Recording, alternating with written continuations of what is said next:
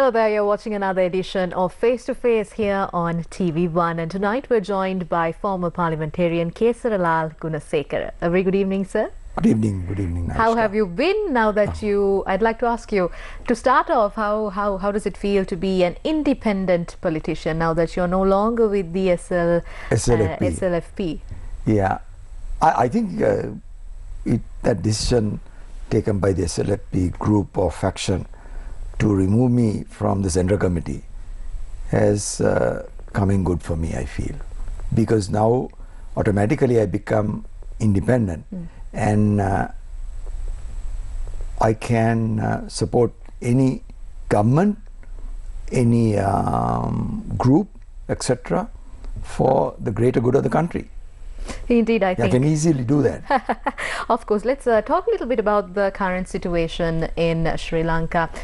We see that it has been a couple of months since the National People's Power took over, and their government has been somewhat successful according to the general public in terms of political stability, accountability, and bringing those who are at fault in front of the bar. Yeah. In lawmaking, they have been quite powerful, but the general public often allege that they have not seen a significant reduction in the economic burden that the common man, the ordinary man, has to face. We haven't seen significant reductions in prices that the people were expecting. Correct. When they went and casted their vote at the polling station. What are your thoughts on this current situation? Well, the question is, in this country, many people aspire for reductions, but reduction is not an easy exercise. It's a different exercise. It's absolutely difficult. Whichever government comes into power, it's not an easy thing to do.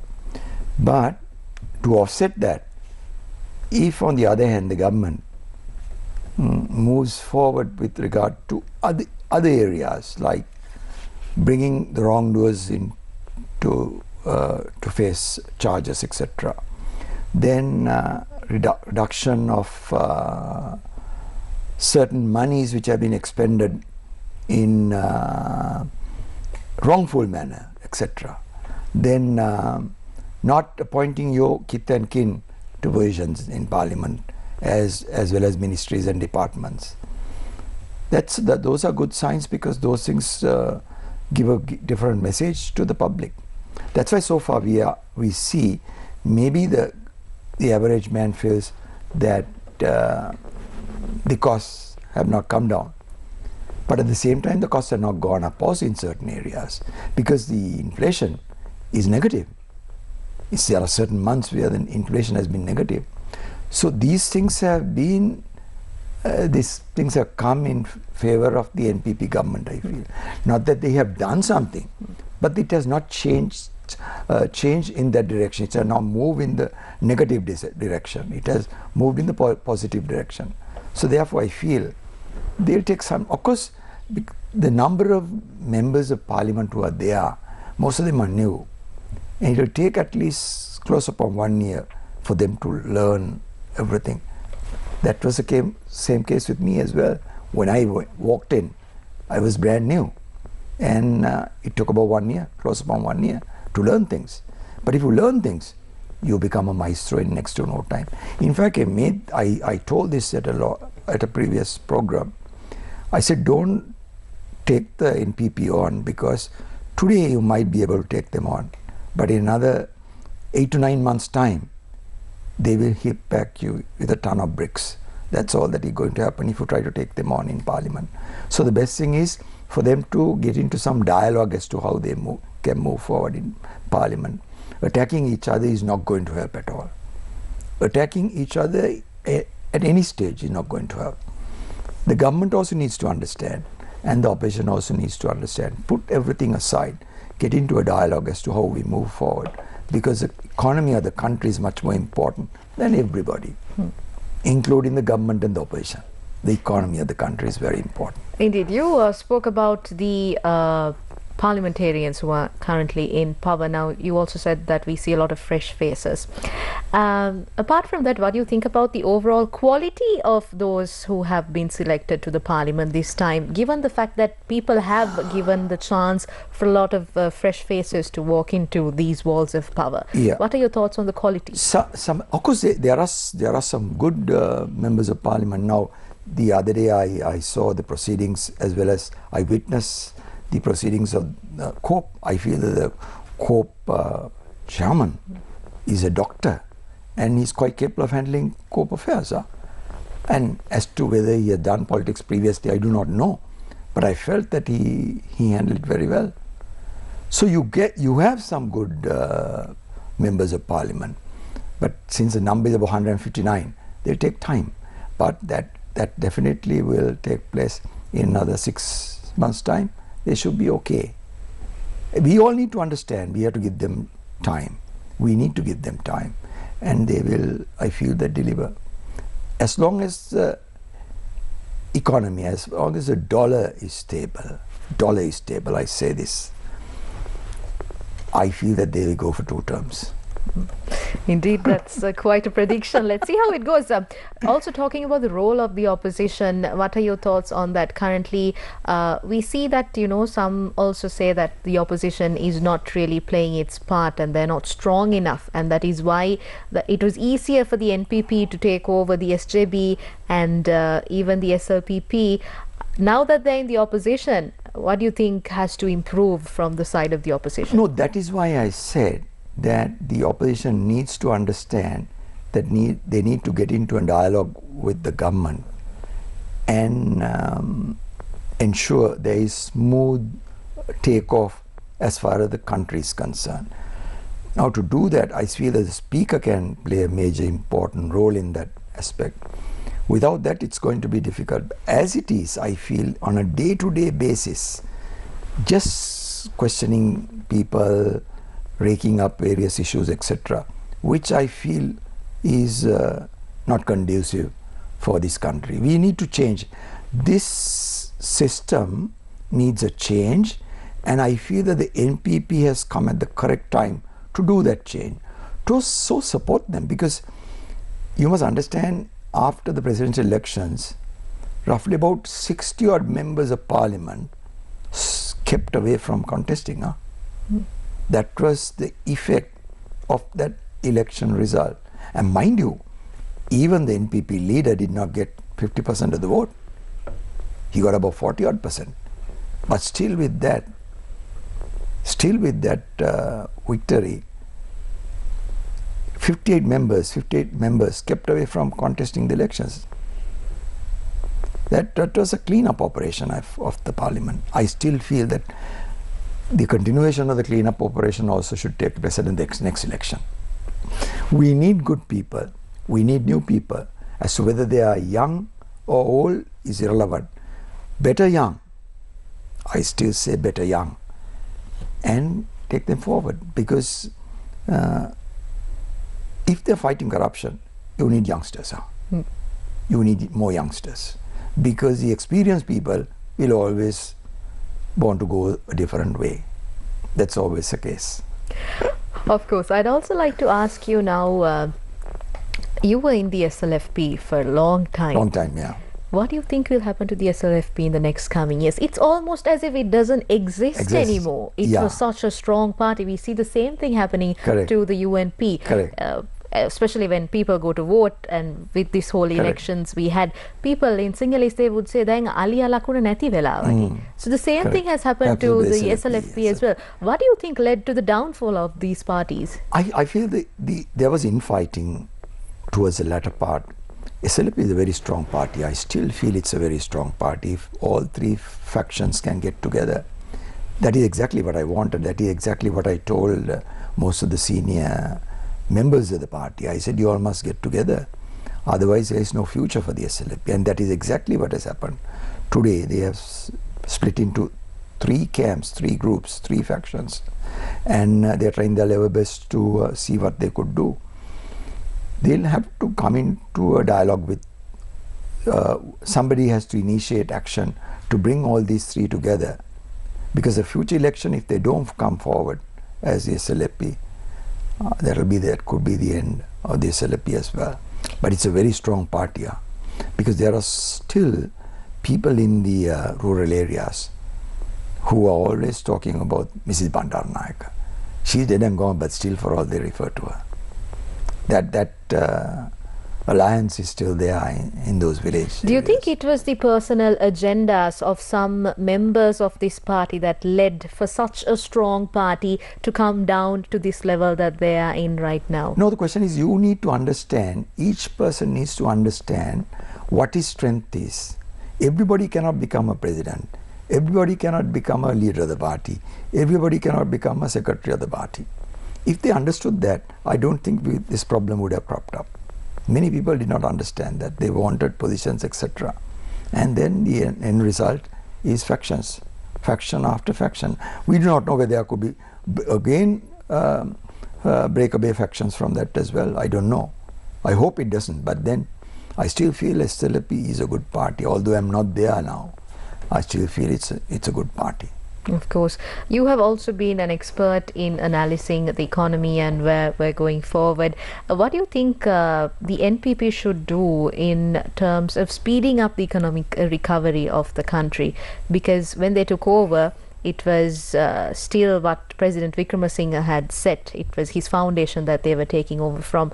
What do you think needs to be done to expedite the economic recovery of Sri Lanka? Now, recently I had a discussion with one or two businessmen as well, of course at a temple, and they also posed the same question that you posed.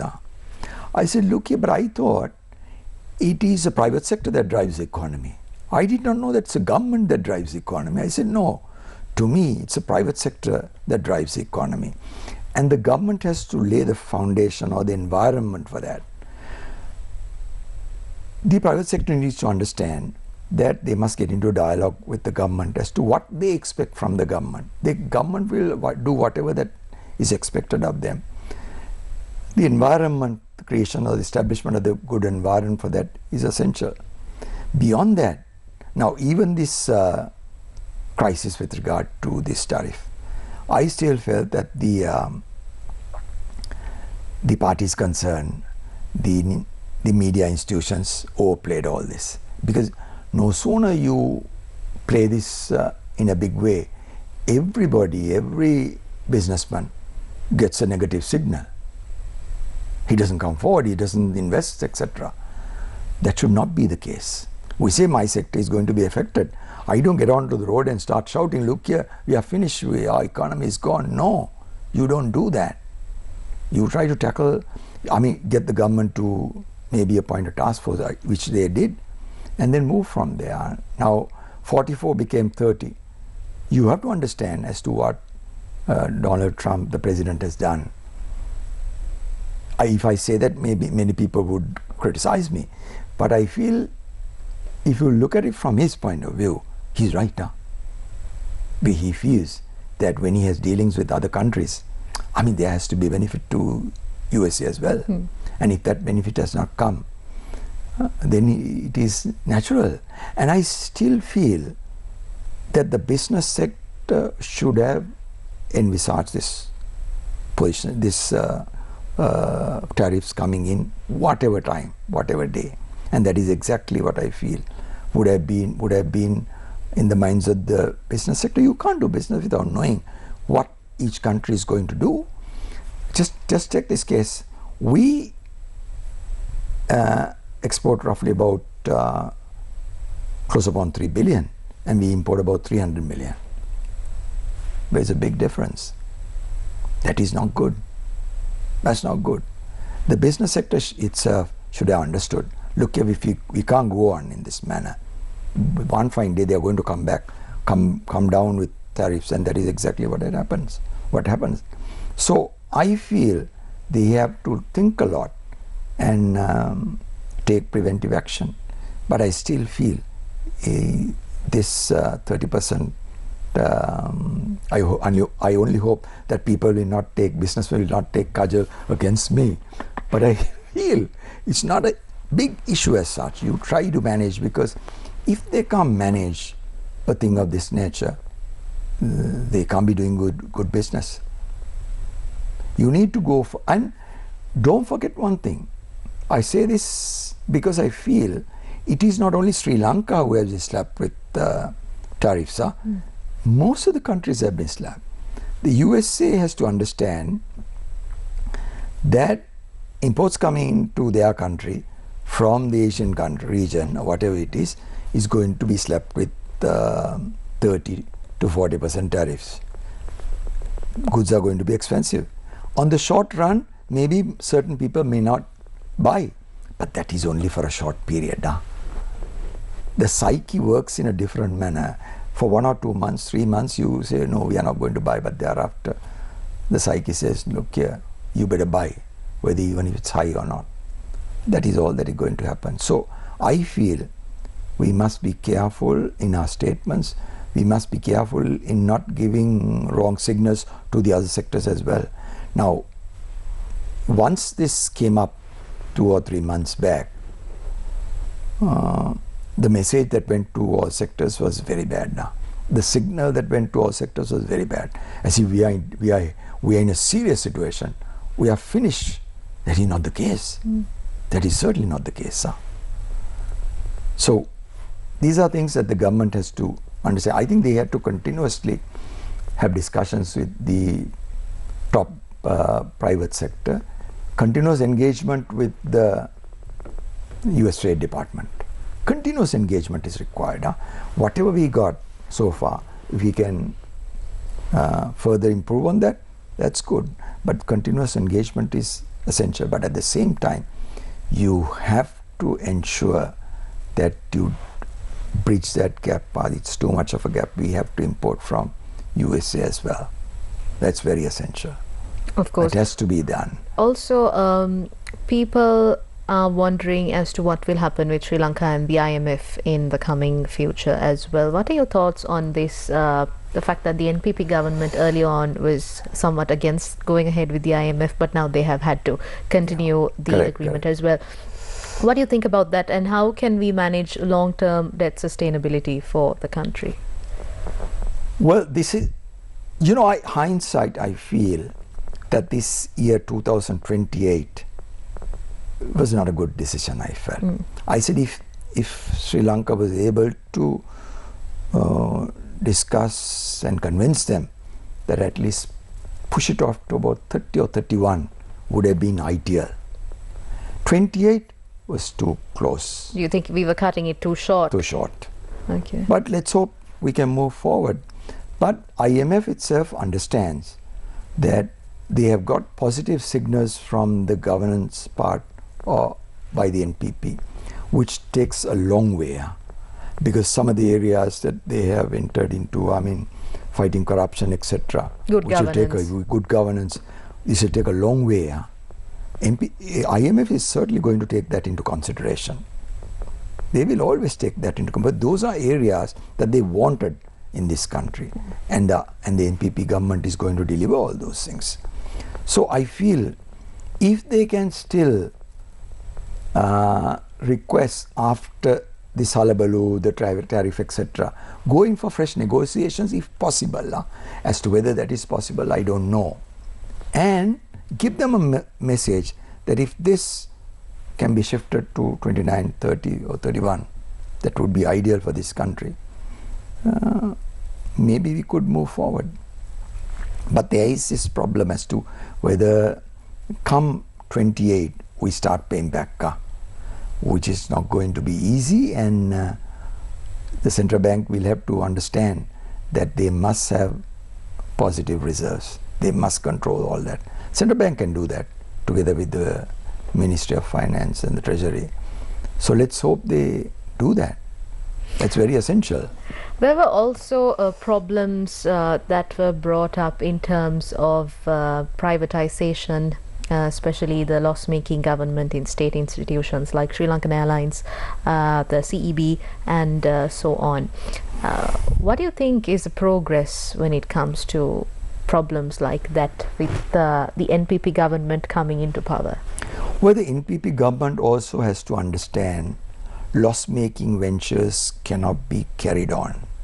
You need to understand Because these were problems that were often discussed, often yeah, pointed correct, out when President Wickremesinghe was in power. Right. So now that there is a new government, they Yeah. can look And at it in a fresh way. They originally had discussions, they had appointed a committee, etc., to deal with this subject, but I feel most probably they didn't have sufficient time.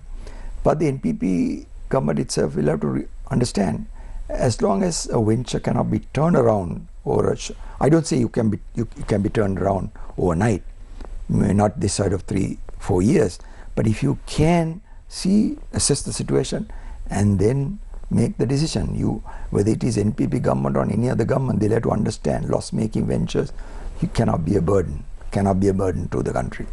They need to understand that, and then have discussions, address those issues, and take preventive action. That's the only way. If it is NPP or any government, they'll have to understand loss-making ventures we need to get rid of. We have to stay away from them. That's very important.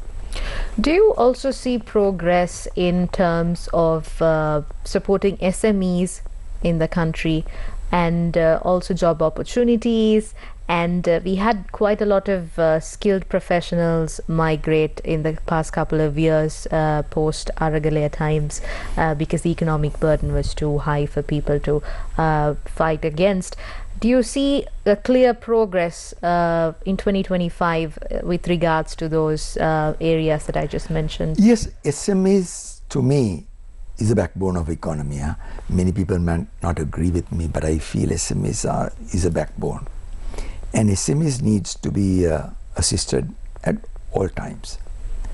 There is one issue which I feel that the government, I hope that they'll look into. I do not know as to whether they are looking into it right now.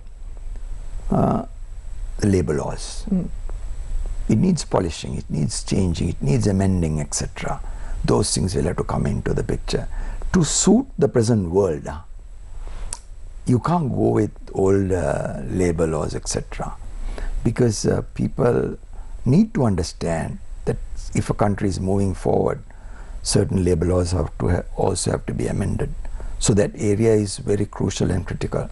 SME sector will have a problem with regard, not only the SME sector, all sectors will have this problem.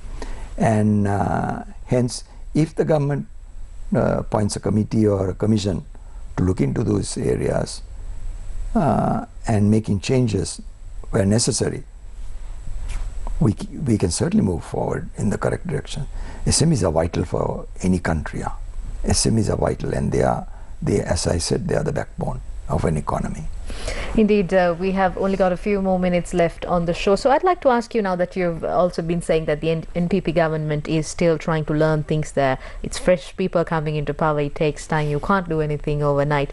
What are some of the key factors that you have identified that as a government that they should improve on working on? You said one was labor laws. Like that, if you can name a few more that they should actively pay attention in terms of moving the country forward. Yeah, the question is, every minister has to understand that continuous dialogue, continuous engagement in their ministry work is essential. My request is very simple. When I was working with Mr. Atulat Mudali, he's a person who worked all 5 days. He says 5 days government time, that enough for private business or private work. So all ministers, all parliamentarians, if they can devote 5 days of the week for government work, ministry work, etc., that is ideal for the people. That's very essential. Then you have to understand you need pragmatic solutions for problems. If they delay on solutions, you are in serious trouble. The question here is, are they frightened to take decisions? I think they should not be frightened to take decisions, but decisions must be taken at the correct time. And in quick time, speedy resolution of any issue is ideal for the advancement of the economy. Those are areas that they have to concentrate on and get the assistance. There is another area which I want to inform the NPP, that they need to understand there are so many people, so many experts who are available. Tap them. you have to understand that you need to get them on board to take this country forward. They alone cannot do this. You need good people. There are so many good people, maybe they are keeping away. I have on several occasions told people, look here, there is a government appointed by the masses. For heaven's sake, go forward and help them. If people are not going forward, the government has to go and hunt for them, approach them, hunt for them, and get them on board. That is very essential, because if you have experts on board, sky is the limit. So I feel that that's one thing that they should concentrate on. Get good people, pragmatic solutions to problems, speedy solutions to problems. Those are key areas. And always ensure that the dollar is protected at all times. If you can do that, I still feel they will go through, they'll pull through. Of course. Thank you very much, Mr. Kesarralal Gunasekara, for joining us tonight. It's a pleasure. It was a pleasure, my dear. Words. Thank you very much. And that's a wrap of Face to Face for tonight. We'll see you again tomorrow at the very same time. Till then, take care and good night.